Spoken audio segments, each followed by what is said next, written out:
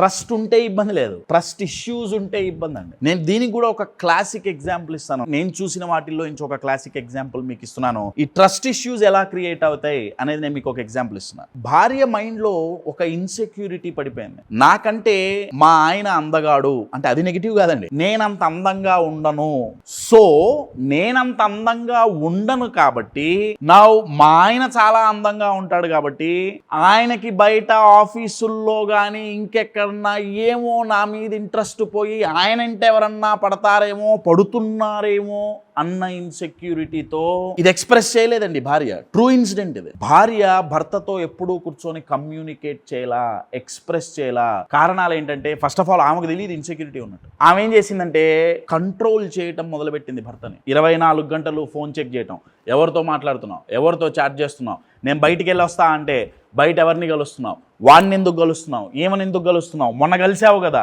ఇప్పుడు కలవాల్సిన అవసరం ఏంటి, ఏమన్నా ఇది ఎందుకు కొన్నావు, ఎవరికో అర్థమవుతుందా?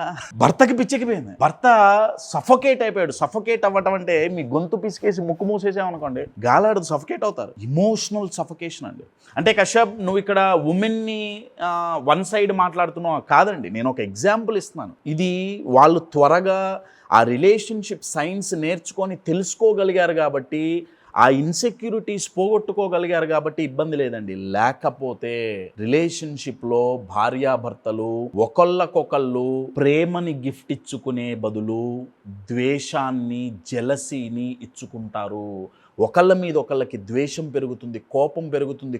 కొన్ని సార్లు నేను రిలేషన్షిప్లో ఈర్ష్య పెరిగిన రిలేషన్షిప్స్ చూసా. భార్య మీద భర్తకి జెలసీ, భర్త మీద భార్యకి జెలసీ. ట్రస్ట్ ఇష్యూస్ ఉంటే రిలేషన్షిప్లో కనెక్షన్ కట్ అయిపోతుంది.